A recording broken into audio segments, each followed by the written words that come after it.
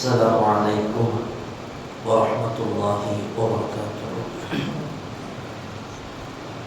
بسم الله العظيم القدرة والشان، شديد البطش والبرهان، حافظ الدين والقرآن. بسم الله ما شاء الله كان وما لم يشأ لم يكن، ولا حول ولا قوة إلا بالله العلي العظيم. الحمد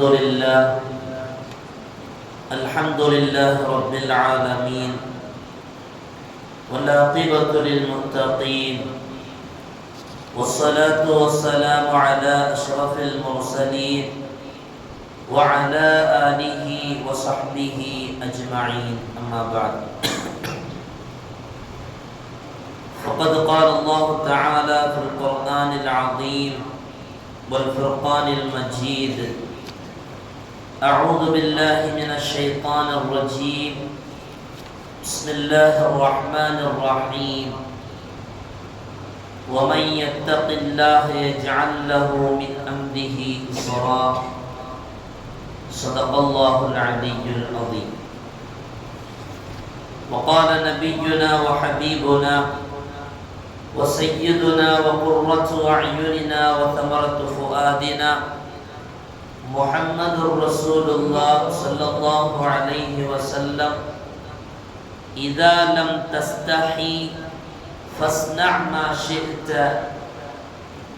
صدق النبي صلى الله عليه وسلم. எல்லா புகழும் புகழ்ச்சியும் ஏகையறையோனாகி அல்லாஹ் ஒருவனுக்கே உரித்தாவுக. அவனின் சாந்தியும் சமாதானமும் ஈருலக வேந்தர் முஹம்மது ரசூலுல்லாஹ் ஸல்லல்லாஹு அலைஹி வஸல்லம் அவர்களின் மீதும், அவர்களின் நடிச்சுவடை அப்படியே அடிபெறலாமல் பின்பற்றிய உத்தம சத்திய சஹாபாக்கள், தாபிஈன்கள், தபஉ தாபிஈன்கள், நாதாக்கள், சுஹதாக்கள், அவுலியாக்கள், நம் பெற்றோர்கள், உஸ்தாதுமார்கள், மனைவி மக்கள், இங்கே அமர்ந்திருப்பவர்கள், இன்னும் வர இருப்பவர்கள், நம் ஊர்வாசிகள், அயல்வாசிகள், உலக முஸ்லிம்கள் அனைவர்கள் மீதும் என்றென்றும் குறைவின்றி நிறைவாக நின்று நிலவட்டுமாக. புனிதமான இந்த நாளில், அவனுக்கு பிடித்தமான இந்த இடத்தில் வல்லோன் அல்லாஹ் நம்மை ஒன்று கூட்டியதைப் போல நாளை ஜன்னத்துல் ஃபிர்தௌஸ் என்னும் உயர்தரமான சுவனத்தில் கண்மணி முஹம்மது ரசூலுல்லாஹ் ஸல்லல்லாஹு அலைஹி வஸல்லம் அவர்களோடு நம்மையும் நம்மை சார்ந்த அத்துணை பேர்களையும் ஒன்று கூட்டி அருள் புரிவானாக. நோய்கள் அனைத்தையும் ஷிஃபாவாக்கி தந்தல் புரிவானாக. அருமையான அல்லாஹ்வின் நல்லடியார்களே, புனிதமான முஹர்ரம் பிறை ஒன்றில் ஹிஜ்ரி 1446 வருடத்தை நிறைவு செய்து ஹிஜ்ரி 1447 வருடத்தில் அடியெடுத்து வைத்திருக்கிறோம். அல்லாஹ் இந்த நன்னாளில் அவன் பொருந்திய நல்ல அமல்களை செய்து இவ்வருடம் முழுக்க சீதேவிகளாக வாழ்வதற்கு அல்லாஹ் நமக்கு தௌஃபீக் செய்வானாக. ஒரு வருடம் முடிகிற பொழுது அடுத்த வருடம் வருகிறது என்கிற ஆவலும் சந்தோஷமும் தான் மனிதனிடத்தில் பிறக்கிறது. ஆனால் ஒரு வருடம் முடியும் போது நம் ஆயுளில் ஒரு வயது குறைந்து விட்டது என்கிற சிந்தனை நமக்கு வர வேண்டும். அதோடு முடித்து போன இந்த ஒரு வருட ஆயுளில் நாம் என்ன நல்ல அமல்கள் செய்திருக்கிறோம், நம்முடைய பாவமான காரியங்கள் எத்துணைக்கு நாம் அல்லாஹ்விடத்தில் பாவ மன்னிப்பு தேடிருக்கிறோம் என்கிற சிந்தனை யாருக்கு வருகிறதோ அவன் உண்மையில் பாக்கியசாலி. வெறுமனை வாழ்வதற்காக வேண்டி வந்தவர்கள் அல்ல, சோதனை களத்தில் சாதனை படைத்து ரப்பிடத்தில் கிடைக்க வேண்டிய பொக்கிஷமான அந்த ரிலாவை நாளை மறுமையில் நாம் வெற்றி வாகையாக சூட வேண்டும். அதுதான் ஒரு மனிதனுக்கான உண்மை முஃமினுக்கான லட்சியமாக இருக்க வேண்டும். அல்லாமா ஹஸனுல் பஸரி ரலியல்லாஹு அன்ஹு அவர்கள் மனித சமுதாயத்தை பார்த்து ஒரு வார்த்தை சொல்லுவார்கள்.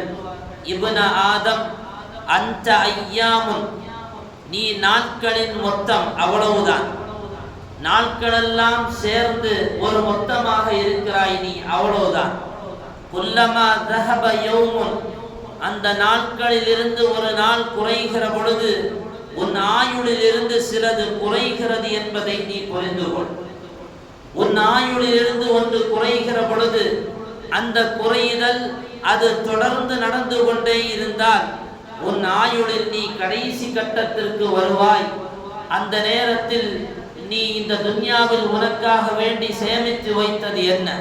நாளைய ரப்புக்கு முன்னால் உன்னை நிறுத்தப்படுகிற பொழுது ரப்புக்கு முன்னால் நீ செய்த அமல்கள் என்னவென்பதை எல்லாம் நீ சொல்ல வேண்டுமானால் உன்னுடைய ஆயுள் குறைகிற பொழுதே நீ புரிந்து கொள், நம்முடைய வாழ்நாள் குறைந்து கொண்டே போகிறது என்பதை.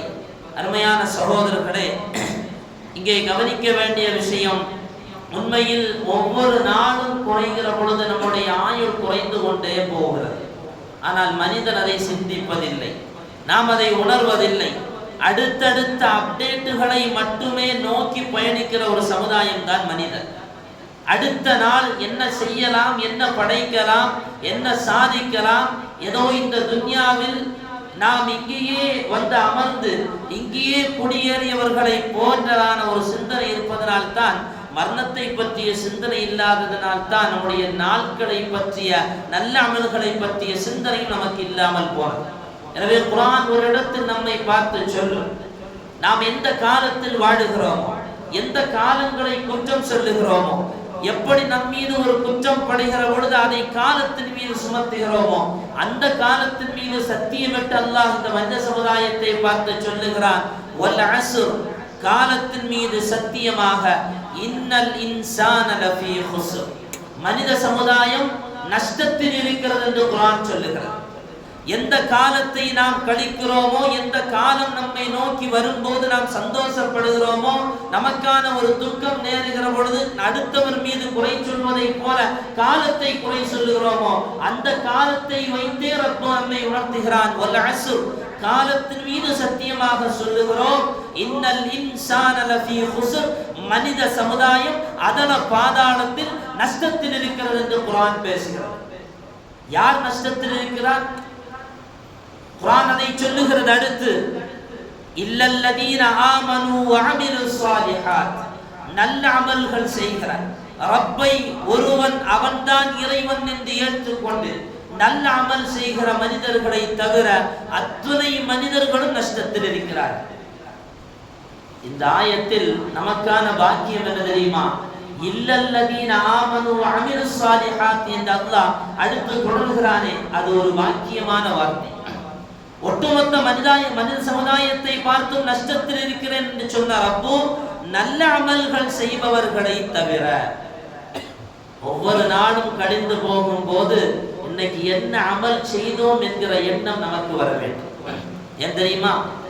இன்னொரு இடத்தில் அல்லாஹ் சொல்லுவான், இன்னல்லதீன ஆமனு வ அமிலுஸ் ஸாலிஹாத், ஈமான் கொண்டு நல்ல அமல் செய்கிறார்களே, இன்னா லா நுதீஉ அஜ்ர மன் அஹ்ஸன அமலா, அமல்களை அழகாக்கி கொண்டவர்களுடைய கூலியை ஒருபோதும் நாம் வீணடிக்க மாட்டோம் என்று ரப்பு சொல்லுகிறான். நீ காலைல சுபுஹ் தொழுதியா, அந்த சுபுகை இறை அச்சத்தோடு பயபக்தியோடு அல்லாஹ்விடத்தில் நன்மையை நாடியவனாக ஒரே சிந்தனை ரப்பு மட்டும்தான் என்கிற ஏக மனதோடு வந்து நீ ரப்பை தொழுதால், அஹ்ஸன மன் அஹ்ஸன அமலா, அழகை அழகாக்கி அமலை அழகாக்கி கொண்டவனுடைய அமலை அல்லாஹ் ஒருபோதும் வீணாக்க மாட்டான். நாம் தொழுத தொழுகை வீணாகுவதில்லை, கொடுத்த சதகாக்கள் வீணாகுவதில்லை. அதே நேரத்தில் அமல் செய்தால் மட்டும் கூலி அல்ல, அமல் செய்ய வேண்டும் என்று நினைப்பவருக்கும் ரப்பருடைய கஜானாவிலிருந்து கூலி உண்டு. ஒரு ஹதீஸில் பார்க்க முடியும், நாயகம் சொல்லுவார்கள், இப்னு அப்பாஸ் ரலியல்லாஹு அன்ஹு அவர்கள் அறிவிக்கிறார்கள், ஃபமன் ஹம்ம பிஹஸனத்தின், ஒருவன் ஒரு அமலை செய்யணும்னு நினைக்கிறான், ஆனால் ஃபலம் யஅமல்ஹா, அந்த அமலை அவன் செய்யல, கதபல்லாஹு, அல்லாஹ் அந்த அமலை அவனுக்கு எழுதி விடுவான். அவர் ஒரு நன்மை செய்ததாக அல்லாஹ் எழுதி விடுவான். அதே நேரத்தில் ஒருவன் ஒரு அமலை செய்ய வேண்டும் என்று நினைத்து ஃபஅமிலஹா, அந்த அமலை செய்யவும் செய்தால் கதபல்லாஹ், அல்லாஹ் அந்த அமலை 10 மடங்காக எழுதுகிறான். ஒரு அமலை செய்யணும் நினைச்சு செய்யாமல் போனால் ரப்பிடத்தில் ஒரு அமலாக பதிவு செய்யப்படும் போது, ஒரு அமலை செய்தால் அது 10 மடங்காக பதிவு செய்யப்படுகிறது. பனூ இஸ்ரவேல் காலகட்டத்தில் வாழ்ந்த ஒருவருடைய வரலாற்றை கிரந்தங்களில் பார்க்க முடியும். பனூ இஸ்ரவேல் வாழ்ந்த ஒரு மனிதன் நினைக்கிறார், கொடுப்பதற்கு எதுவும் இல்லாமல் இருக்கிறோமே, ஆண்டியாக இருக்கிறோமே, கொடுப்பதற்கு ஒன்றும் இல்லாமல் இருக்கிற நமக்கு இதோ கிடக்கிற மணல் குவியல் இது தங்கமாக இருக்குமே, ஆனால் இதை அப்படியே நான் சதக்கா செய்து விடுவேன், ஃபீ சபீலில்லாஹ், அல்லாஹ்வுடைய பாதையில் தர்மம் செய்து விடுவேன் என்று எண்ணியவன் அல்லாஹ் அவனுக்கு செய்தி அனுப்புகிறான். நீ நினைத்த அந்த எண்ணம் அல்லாஹ்வுடைய ஏட்டில், உனக்கான நன்மையுடைய ஏட்டில் அது நன்மையாக பதிவு செய்யப்படும். நபித்த நாயகம் சொன்னார்கள், யாராவது ஒரு நன்மை செய்ய வேண்டும் என்று நினைத்தாலே அல்லாஹ் அதை நன்மையாக எழுதி விடுவான். நம்ம எண்ணங்களை முதலில் அழகாக்க வேண்டும். காலம் போக போக நம்முடைய எண்ணங்கள், எண்ண ஓட்டங்கள் ரப்பை வணங்க வேண்டும், அல்லாஹுவுக்கு பயந்து வாழ வேண்டும், நல்ல அமல்கள் செய்ய வேண்டும் என்கிற எண்ணம் இருக்க வேண்டும். அப்படி இருப்பவர்கள் மட்டும்தான் லாபத்தில் இருக்கிறார்கள் என்று குர்ஆனில் சூரத்துல் அஸ்ரில் அல்லாஹ் பேசுவான். அருமையான சகோதரர்களே, இந்த புது வருடத்தில் ஒரு முடிவு நாம் எடுக்க வேண்டும். நம்முடைய இந்த புது வருடத்தினுடைய இந்த பயணம் இன்ஷா அல்லாஹ் அல்லாஹ் பொருந்திய வாழ்வாக நான் அமைத்துக் கொள்வேன், அல்லாஹ் பொருந்துகிற வாழ்வாக நான் அமைத்துக் கொள்வேன். நல்ல எண்ணம் வச்சா அந்த நல்ல எண்ணத்தை அல்லாஹ் பெரிதாக்கி தருவான். அதை நிறைவேற்றி தருகிற பொறுப்பெடுத்துக் கொள்பவன் இறைவன். அல்லாஹும்ம லா மானிஅ லிமா அஅதைத, அல்லாஹ் கொடுப்பதை தடுப்பவன் இல்லை. வலா முஅத்திய லிமா மனஅத, அல்லாஹ் தடுத்ததை கொடுப்பவனும் இல்லை. எனவே எண்ணங்களை அழகாக்க வேண்டும். இந்த புது வருடத்தில் இன்ஷா அல்லாஹ் இதுவரையிலும் நான் தொழாமல் இருந்தேன், இனிமேலால் நான் தொழுவேன். இதுவரையிலையும் எனக்கு ஜக்காத்து கொடுப்பதற்கான பொருளாதாரம் இருந்தது, நான் கொடுக்காமல் இருந்தேன், நான் ஜக்காத்தை நிறைவேற்றுவேன். ஹஜ் செய்வதற்கான எல்லா விதமான ஆரோக்கியமும் பொருளாதாரமும் இருந்தது, நான் செய்யாமல் இருந்தேன். இன்ஷா அல்லாஹ் வருகிற வருடத்தை நான் ஹஜ் செய்வேன். நியத்தை அழகாக்கி வைப்போம், அல்லாஹ் கபூலாக்கி தருவான். ரப்பு நினைத்தால் எதுவும் இலகுவாக முடிந்துவிடும். வரலாற்றில் அப்துல்லாஹ் இப்னு மஸ்லமா என்ற ஒருவர் பெரிய குடிகாரராக வாழ்ந்தவர். தன்னுடைய நண்பர்களோடு அமர்ந்து தெருவோரங்களில் மது அருந்தக்கூடிய அப்துல்லாஹ் இப்னு மஸ்லமா ஒரு தடவை தன்னுடைய நண்பர்களை காத்து ஒரு இடத்துல உட்கார்ந்து இருக்கிறார். நண்பர்கள் வருவார்கள் என்று எதிர்பார்த்து மது பாட்டில்களோடு தெரு ஓரங்களில் அமர்ந்திருக்கிறார். அந்த பக்கமா ஷுஅபத் இப்னு ஹஜ்ஜாஜ் ரஹ்மஹுல்லாஹ் என்று சொல்லப்படுகிற ஹதீஸ்களை வல்லுநர் கடந்து செல்கிறார். இந்த அப்துல்லாஹ் இப்னு மஸ்லமா ஊர் மக்களை பார்த்து கேட்பார், இவர் யார் என்று. மக்கள் சொல்லுவார்கள், இவர்தான் ஷுஅபா. திரும்ப கேட்பார், ஷுஅபானா என்ன ஷுஅபா? இவர்தான் ஹதீஸ்களை வல்லுநர் ஷுஅபா. நம்முடைய நாட்டில் இவர் பெரிய மார்க்க அறிஞர், பெரிய ஹதீஸ்களை வல்லுநர் என்று பதில் சொல்லப்பட்டது. இந்த அப்துல்லாஹ் இப்னு மஸ்லமா ஷுஅபா அவர்களை பக்கத்தில் அழைப்பார்.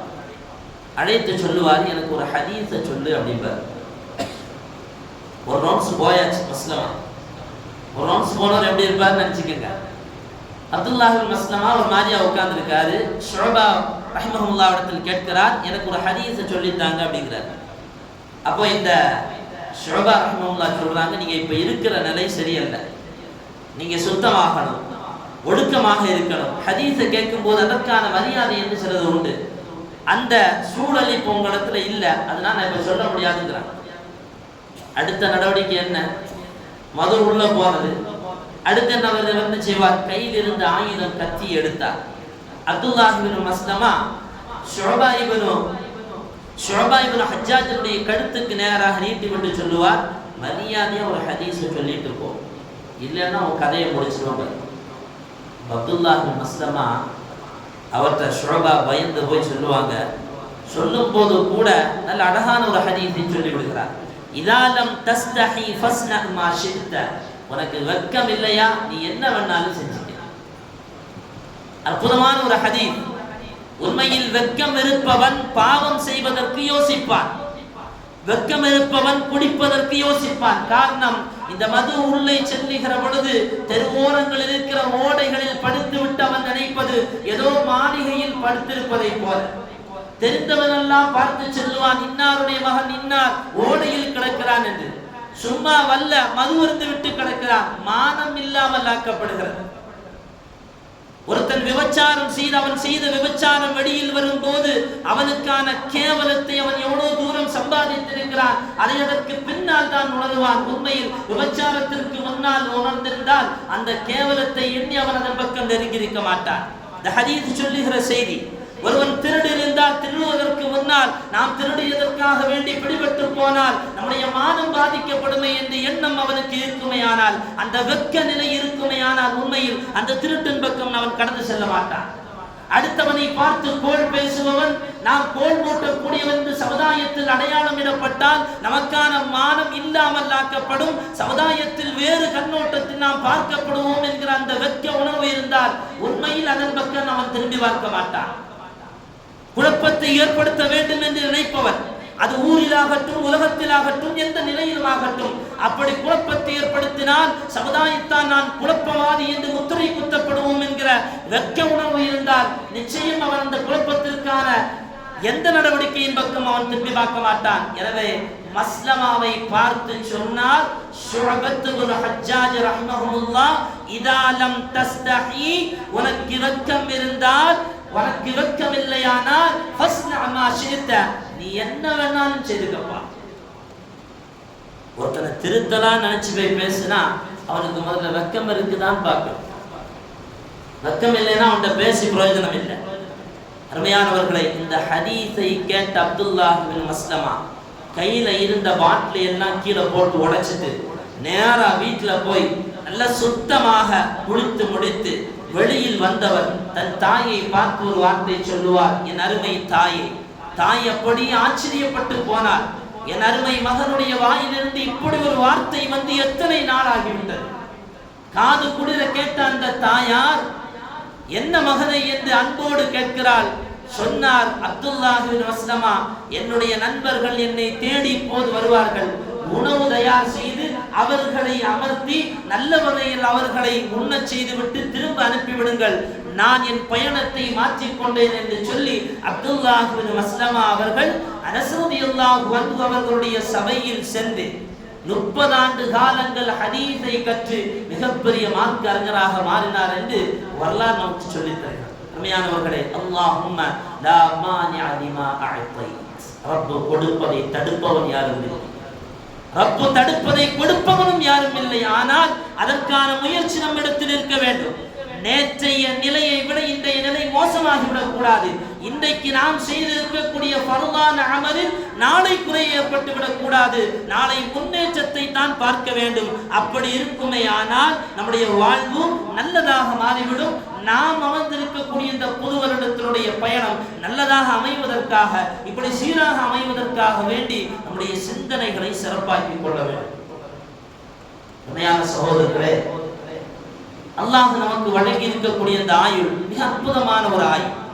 அதையும் மனித சமுதாயமாக நம்மை படைத்த ரப்புல் ஆலமீன் நம்மளை பார்த்து ஒரு வார்த்தை குர்ஆன்ல சொல்றான், வலகத் கர்ரம்னா பனி ஆதம், மனித சமுதாயத்தை நாம் சங்கையாக்கி இருக்கிறோம் என்று அல்லாஹ் சொல்லுகிறார். யாருக்குமே சொல்லலை. அல்லாஹ் புலி வீரமானதுதான், சிங்கம் பார்த்தால் மனிதன் விலகி நிற்கக்கூடிய ஒரு கர்ஜனை உள்ள தோற்றம் உள்ள ஒரு மிருகம். ஆனால் அல்லாஹ் வலகத் கர்ரம்னா என்று சொல்லி சிங்கத்தை பார்த்து பேசவில்லை. அஹ்ஸன் தக்வீம், நல்ல அழகான செம்மையான படைப்பாக படைத்திருக்கிறேன் என்று ரப்பு யாரை பார்த்து பேசுகிறான் தெரியுமா? அல்லாஹ் மனிதனை பார்த்து தான் பேசுகிறான். இவ்வளவு அற்புதமான படைப்பாகவும் இவ்வளவு கண்ணியமான படைப்பாகவும் இருக்கக்கூடிய நாம் நம்முடைய சிந்தனைகளை சரியாக்கி, நம்முடைய ஆயுள் காலத்தை நல்லதாக்கி, நம்முடைய பயணத்தை சரியாக்கி கொண்டால் அல்லாஹ்விடத்தில் உயர்ந்த அந்தஸ்தை பெறுவதற்கான வாய்ப்பு அமையும். நம்ம மட்டும் சரியானா போதுமா? நாம மட்டும் திருந்தினா போதுமா? அல்லாஹ் முதல்ல ரசூல் ஸல்லல்லாஹு அலைஹி வஸல்லம் அவங்களை பார்த்து சமுதாயத்துக்கு நீங்க அழைப்பு கொடுங்க, இலாஹை ரப்பை நோக்கி அழைப்பு கொடுங்கள் என்று சொன்ன போது அல்லாஹ் உங்களுடைய குடும்பத்துக்கு பதில் அழைப்பு கொடுங்கன்னு சொன்னான். அதையே உங்களுடைய குடும்பத்துக்கு நீங்க அழைப்பு கொடுங்க, நல்லதை பார்த்தவர்கள் மீண்டு வருவதற்கு நேரான பாதையின் பக்கம் வருவதற்கு நீங்க அழைப்பு கொடுங்கன்னு சொன்னாங்க. இன்னைக்கு நம்மளுடைய பிள்ளைகளை திருத்த வேண்டிய கடமை நாம் இருக்கிறோம். பெற்றவர்கள் மிகப்பெரிய சவாலான ஒரு காலத்தில் வாழுகிறோம். ஒரு காலம் இருந்தது, ஒருத்திய விரும்பினா கொஞ்ச நாளா அவளுக்கு பின்னால நடந்து அல்லது ஏதாவது ஒரு வகையில தன்னுடைய விருப்பத்தை அவளுக்கு தெரிவித்து அவளும் அந்த விருப்பத்தை ஏற்றுக்கொண்டு உலகத்துக்கும் தெரியாமல், ஊராருக்கும் தெரியாமல், வீட்டுக்கும் தெரியாமல் விரும்புகிற காலம் போய் நீ என்ன விரும்பலன்னு சொன்னா கழுத்துல கத்திய வச்சு அல்லது கையில பாட்டில ஆசிட்ட வச்சு அல்லது கையில நெருப்பேந்தி கொண்டு கொளுத்தி விடுவேன் என்று சொல்லி மிரட்டுகிற காலம் கடந்து, கொளுத்தவும் செய்கிற காலம் கடந்து, இன்னைக்கு தான் விரும்புகிற சிறுவனுக்காக வேண்டி தெருவோரங்களில் இறங்கி நின்று கொண்டு தான் விரும்புபவன் தான் சிறந்த புத்திசாலி, வீடியோ எடுப்பதில் அவன் தான் புத்திசாலி என்று பள்ளிக்கூடத்தில் படிக்கக்கூடிய மாணவிகள் தெருவோரங்கள் இந்த சண்டையிடுகிற காலத்தில் வாடுகிறோம். அருமையானவர்களை, பத்திரிகையில் படித்திருப்போம், இதே தமிழகத்தினுடைய ஒரு மாவட்டத்தில் மாணவிகள் சுமார் 70 பேர்கள் தாங்கள் விரும்புகிற பையன் யாரவன் எழுதிருக்காங்க பத்திரிகையில, யாரு கெத்தானவன், உமா மேடையில சொல்லக்கூடாது, யாரு கெத்தானவன் பாத்ரூம் சொல்லி 70 பிள்ளைங்க சேர்ந்து சண்டை போடுகிற செய்தியை பத்திரிகையில் பார்க்கிறோம் என்று சொன்னால் உண்மையில் அருமையானவர்களே மிகப்பெரிய சவாலான காலத்தில் வாழுகிறோம். பிள்ளைகளை நாம் நினைப்பது நமக்கு பயந்தவர்கள் வாழ வேண்டும் என்று சொல்லி அந்த காலமெல்லாம் போயாச்சு. ஏதாவது ஒரு சேட்டை பண்ணா வாப்பா தெருவில் வச்சு அடிக்கிற காலம் எல்லாம் போயாச்சு. இன்னைக்கு அப்படியெல்லாம் அடிக்க முடியாது, யாருக்கு முன்னாலேயும் தண்டிக்க முடியாது, காலம் கடந்து விட்டது. அருமையானவர்களை, பிள்ளைகளை வளர்க்கிற பெற்றோர்களாகிய நாம் பிள்ளைகளிடத்தில் சரியான முறையில் நம்முடைய கண்டிப்பை ரொம்ப இரக்கத்தோடு தெரிவிக்க வேண்டிய காலத்தில் வாடுகிறோம். சேட்டை செய்கிறான் என்பதற்காக வேண்டி அவனை ரொம்ப தரக்குறைவான வார்த்தைகளை கொண்டு நாம் திட்டி முடித்தால் அதனால் உண்மையில் திருந்த போகிற காலம் அல்ல நாம் வாடுகிற இந்த 2K கிட்ஸ் என்று சொல்லப்படுகிற இந்த காலம். மிக மோசமான காலம். ஸல்லல்லாஹு அலைஹி வஸல்லம் அவர்கள் சொல்லுகிறார்கள், ஒரு தந்தை தன் பிள்ளைக்கு நல்லொழுக்கத்தை விட சிறந்த செல்வத்தை இந்த உலகத்தில் விட்டு செல்வதில்லை. ஒரு தந்தை தன்னுடைய பிள்ளைக்கு விட்டு செல்லுகிற மாளிகையோ சொத்து சுகங்களோ தோட்ட துறவங்களோ அல்லது அதை விடவும் வைர முத்துக்களோ தங்க நாணயங்களோ அல்ல. ஒரு பிள்ளைக்கு ஒரு தந்தை விட்டு செல்லுகிற செல்வம் நல்லொழுக்கம். அந்த நல்லொழுக்கம் எங்கிருந்து பிறக்க வேண்டும்? அந்த தந்தையிடமிருந்தே பிறக்க வேண்டும். நீ சுபுகுக்கு வராம அவனை பிடிச்சி எழுப்பி விட்டு சுபுகுக்கு போன்னு சொன்னா அவன் பயந்துக்கிட்டு ஒரு நாள் வருவான், மறுநாள் திரும்ப கேள்வி கேட்பான், நீயே போறதில்லை, அப்புறம் எப்படி நான் போறேன்? மக்ரிப் டு இஷா நீ டிவி பார்க்காதன்னு சொல்லும் போது அந்த டிவியை நாமும் பார்க்காம இருக்கணும். அந்த நேரத்தில் நாம டிவியை பார்த்துக்கிட்டு நீ டிவி பார்க்காதேன்னு சொன்னா இது ஒன்றும் 90 கிட்ஸ் அல்ல, திரும்ப கேள்வி கேட்கக்கூடிய காலத்தில் வாழுகிறோம். அருமையான சகோதரர்களே, பிள்ளைகளிடத்தில் நல்ல அன்போடு பாசத்தோடு நல்லொழுக்கத்தை சொல்ல வேண்டிய காலத்தில் இருக்கிறோம். ஒரு தவறுகளை செய்யும் போது அவர்களை பக்கத்தில் அழைத்து இது தவறு என்று சொல்லிக் கொடுக்க வேண்டும். இன்னைக்கு அருமையானவர்களே, எத்தனையோ பிள்ளைகள் தகப்பன் திட்டாரு, தாய் திட்டாரு என்று சொல்லி உயிரை மாய்த்து கொள்கிற காலம். அல்லாஹ் பாதுகாக்க வேண்டும். மஆதல்லாஹ், அவன் நினைப்பது என்னவோ இந்த உலகத்தை விட்டு பிரிந்து போனால் நாம் நிம்மதியான ஒரு அடுத்த உலகத்துக்கு போகிறோம் என்று நினைக்கிறான். ஆனால் இதை விட ஒரு கொடூரமான உலகத்துக்கு போகிறோம் என்கிற சிந்தனையை அவனுக்கு வரவழைக்க வேண்டும். அவனுடைய நண்பர் வட்டாரம் என்னவென்பதை நாம் புரிந்திருக்க வேண்டும். இன்னைக்கு பிள்ளைங்க வீட்டுக்குள்ள வரும்போது நாம ஓடி போய் இந்த பிள்ளைங்களை வரவேற்று ஸ்கூலுக்கு போயிட்டு வந்ததுக்கு பின்னால என்னவெல்லாம் சுத்தங்கள் செய்ய வேண்டும். சில ஸ்கூல்ல போயாச்சுன்னா அங்க சுத்தம் செய்யறதுக்கான எந்த வழிவகையும் இல்லை. வாரான், அப்படியே மெத்தையில உட்கார்றான், உம்மா தொழுற இடத்துக்கு போறான், தன்னுடைய ஆடைகளை கலட்டி போடுறான். இது யாருமே கண்டுகிறது இல்லை. இதையெல்லாம் கவனித்து அவனை சிறு வயதிலிருந்தே ஒழுக்கத்தை சொல்லிக் கொடுக்க வேண்டும். எனவே தான் நாயகம் சொன்னார்கள், ஒரு பிள்ளைக்கான சிறந்த செல்வமாக தந்தை விட்டு செல்வது ஒழுக்கத்தை தான். அருமையானவர்களே, எனவே பிள்ளைகள் ஒரு தவறு செய்யும் போது அவர்களை அரவணைத்து நிறுத்தி அவர்களுக்கு நல்ல உபதேசத்தை நாம் கொடுக்க வேண்டும். அவர்களிடத்தில் பாசத்தை காட்ட வேண்டும். இன்னைக்கு ஒரு செல்போன் வந்ததுனால வாப்பா ஒரு ரூம்லையும் மகன் ஒரு ரூம்லையும் மனைவி இன்னொரு ரூம்லையும் உட்கார்ந்து மொபைலை பார்க்குகிற காலம். இவன் எவ்வளவு நேரம் மொபைல் பார்த்து விட்டு அதற்கு பின்னால் பிள்ளை மொபைல் பார்க்கும் போது இவ்வளவு நேரம் ஏன் மொபைல் பார்க்கிறேன்னு சொல்லி அந்த பிள்ளையை போய் கண்டிக்கிறானே தவிர தான் இவ்வளவு நேரம் மொபைல் பார்த்ததை பார்த்தவன் மொபைல் பார்க்கிறாங்கிற எண்ணம் வர்றதில்லை. சரி, புள்ள வீட்டில இருந்து வெளியே போச்சுதான், எவ்வளவு நேரமா வெளியே போச்சுங்கிற அந்த சிந்தனை நமக்கு உண்டாகவும் இல்லை. என் புள்ள அடுத்த சகோதரியோட தான் போயிருக்கா, அவருடைய தோழியோட தான் போயிருக்கிறா என்கிற அந்த திறந்த மனப்பான்மை தான் கடைசியில் நம்மளை விரல் நொடிகளை கடிக்க வைக்கிறது. நம்ம பிள்ளை, அதுவும் குறிப்பாக பெண் பிள்ளைகள், அன்று முதல் இன்று வரையிலே உலமாக்கள் மேடையில் பேசுகிறோம். அருமையான சகோதரர்களே, பெண்கள் விஷயத்தில், பெண் பிள்ளைகள் விஷயத்தில் ரொம்ப கவனமாக இருக்க வேண்டும். அவளும் ஒரு பிள்ளை தானே, அவளுக்கும் உரிமை இருக்கிறதானே என்று சொல்லி அவர்களை திறந்த வெளியில் மேய விட்டால் கண்டவனெல்லாம் வந்து அவர்களை சுரண்டுகிற ஒரு மோசமான காலம் என்பதை தெரிந்தும் கூட பிள்ளைகளை தெருவரையில் இறக்கி விடுகிறோம் என்று சொன்னால் நம்மை போன்ற ஏமாற்றார்கள் வேறு யாருமே இல்லை. இதை புரிந்து செயல்பட வேண்டும். போனதற்கு பின்னால் கை செய்த மட்டும் ஒன்றுமில்லை. அல்லாஹ் எல்லா மக்களையும் பாதுகாப்பானாக, பெண் பிள்ளைகளை அல்லாஹ் பாதுகாப்பானாக.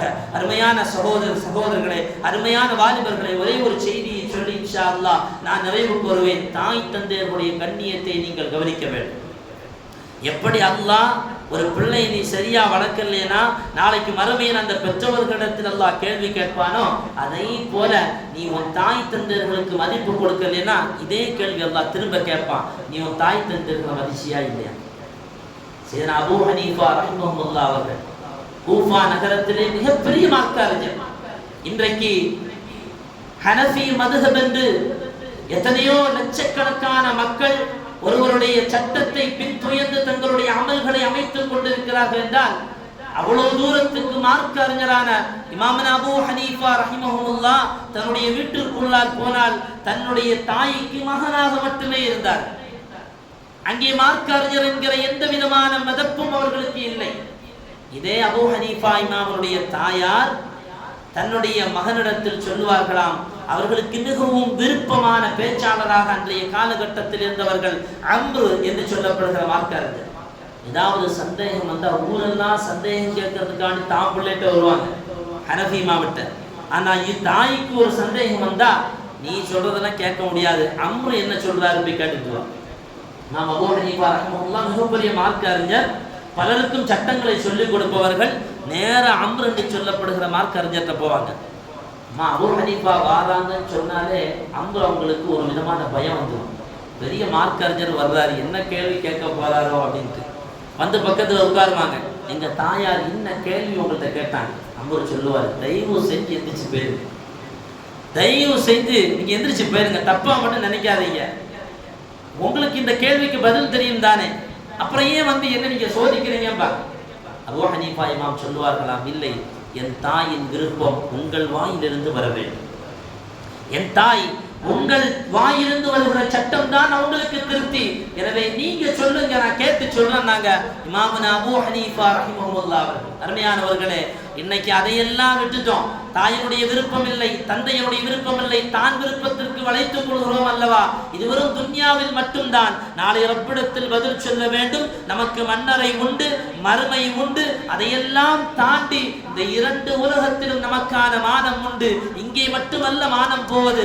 நாளை நாம் சரியான முறையில் உலகத்தில் வாழாமல் இருந்தால், மற்றவர்களுக்கு கண்ணியம் கொடுக்காமல் இருந்தால், ரப்பை பயந்து வாழாமல் இருந்தால், நாளை மறுமையில் ரப்புக்கு முன்னால் நிறுத்தப்பட்டு நம்முடைய பாவங்கள் எல்லாம் திரையில் இடப்பட்டு நம்முடைய தாய் தந்தையர்கள் பார்க்க, நம்முடைய உற்றார்கள் பார்க்க, நமக்கு தெரிந்தவர்கள் பார்க்க, அத்தனை பேர்களுக்கு முன்னாலும் நம்முடைய மானம் சீரழிக்கப்படுகிற ஒரு சூழல் ஏற்பட்டுவிடும். அதையெல்லாம் பயந்து கொண்டு இந்த உலகத்தில் வாழ வேண்டும். இந்த புது வருடத்தில் நம்முடைய பாதையை மாற்றுவோம், ரப்பை பயந்து வாழுவோம், நம்முடைய பிள்ளைகளுடைய வாழ்க்கையில் அதிகம் கவனத்தை கொடுப்போம். அல்லாஹ் சுப்ஹானஹு வ தஆலா அவன் பொருந்திய நன்மக்களின் கூட்டத்தில் அல்லாஹ் நம்மை வாழச் செய்து அவன் பொருந்திய நன்மக்களாக அல்லாஹ் நாளை மறுமையில் நம்மை எழுப்பச் செய்வானாக. வாஹிர் தஅவானா அனில் ஹம்துலில்லாஹி ரப்பில் ஆலமீன். அஸ்ஸலாமு அலைக்கும் வ ரஹ்மத்துல்லாஹி வ பரகாத்துஹு.